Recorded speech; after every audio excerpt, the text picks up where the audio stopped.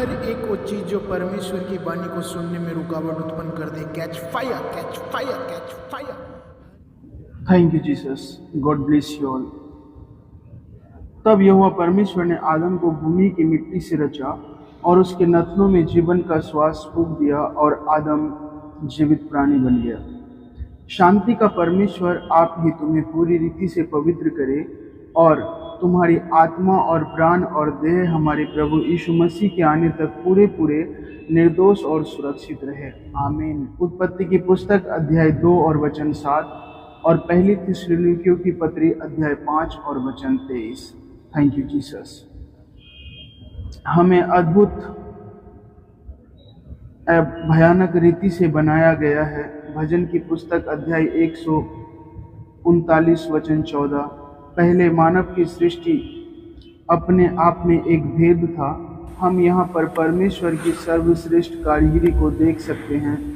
एक कुम्हार के समान उसने मिट्टी को लेकर उसमें से एक सुंदर मानव की रचना कर डाली। उसने मनुष्य के नथनों में जीवन का श्वास फूंका और वह मनुष्य एक जीवित प्राणी बन गया। आमीन। Thank you Jesus. उत्पत्ति की पुस्तक अध्याय 2 और 7 वचन। जो जीवन परमेश्वर ने मनुष्य के भीतर फूंका वह ही आत्मिक मनुष्य था, जिसमें परमेश्वर का जीवन और स्वभाव वास करता है। उसकी देह अन्य जानवरों के समान ही थी। जब तक परमेश्वर मनुष्य के साथ था, उसकी आत्मा सिंहासन पर विराजमान थी और उसने पूरे शरीर पर राज्य किया। Thank you Jesus. मनुष्य के पतन के पश्चात मनुष्य का आत्मा निष्क्रिय बन गया और उसकी देह एवं प्राण आत्मा पर प्रभुता करने लगा, जिसे अपने अपराधों और पापों में मरना कहा गया है। इफिसियों की पत्री अध्याय 2 और 1 वचन। परमेश्वर के जीवन से अलग होने को पाप में मृतक होना कहा गया है।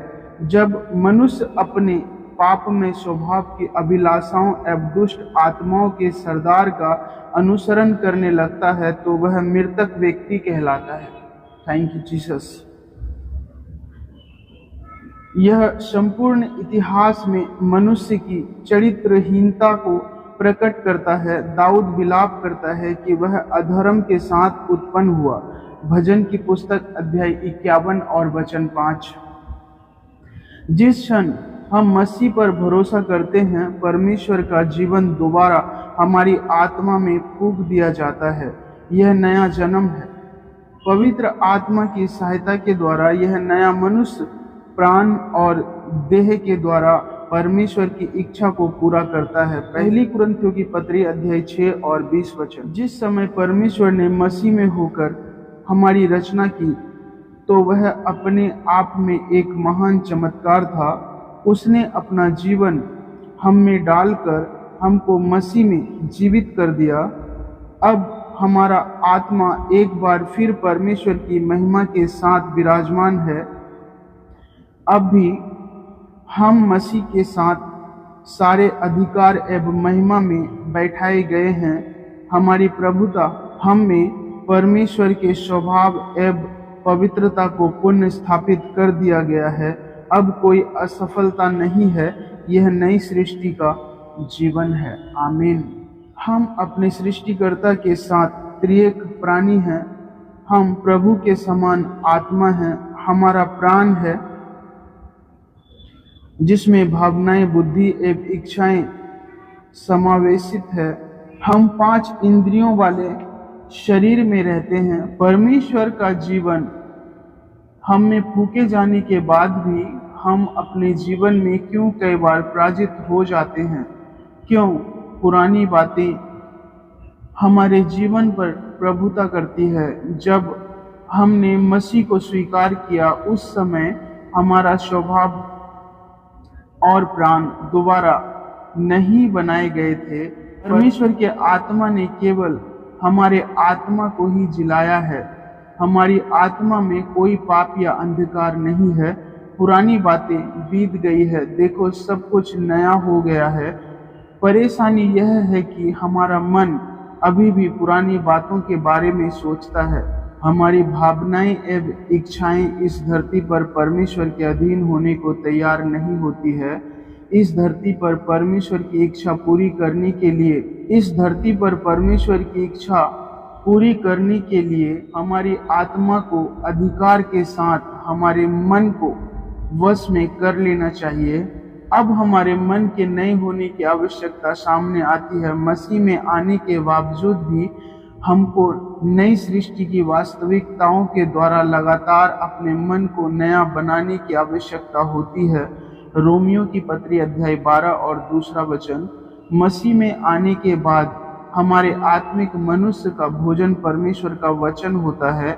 परमेश्वर के वचन पर मनन करने से ही लगातार हमारा मन नया होता चला जाएगा और मसीह में जीवन व्यतीत करने का विश्वास उत्पन्न होगा। जैसे जैसे हम परमेश्वर के वचन की सच्चाई में होकर चलने लगते हैं, उतना ही अधिक मसीह हमारे जीवन से प्रकट होने लगता है।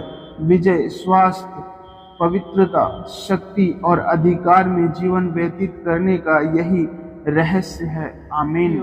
हमारा आत्मा परमेश्वर का आत्मा एक हो गया है। आज हम पूरी तरह से नियंत्रण में हैं। अपने मन और देह को अपने ऊपर हावी न होने दें। केवल मसीह में अपनी पहचान पर ध्यान होने दें कि आपकी देह और प्राण से आपका नया स्वभाव प्रकट होने पाए। जैसा आप अपने हृदय में सोचते हैं वैसे ही आप हैं। नीति वचन अध्याय 23 और वचन 7।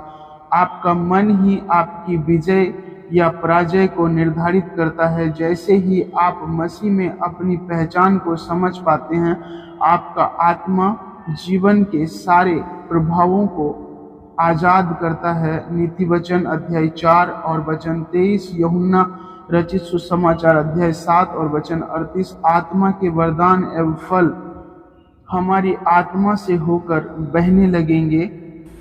हम अपने जीवन के सारे युद्धों में विजयी होंगे। मसीह में आकर हम बाहरी तुलना में भीतरी रूप में करोड़ों गुना बड़े हैं। परमेश्वर युक्त विवेक के साथ जिएं और आप एक जयवंत जन होंगे। आमीन। Thank you Jesus. परमेश्वर आपका धन्यवाद हो कि आपने हमें भयानक और अद्भुत रीति से बनाया है। आप पूर्ण रूप से हमें पवित्र करते हैं और हमारी आत्मा, प्राण और देह आपके आने तक निर्दोष एवं सुरक्षित रहेंगे। इस चैनल को लाइक करें, शेयर करें और सब्सक्राइब करें। The best is coming next. Thank you Jesus.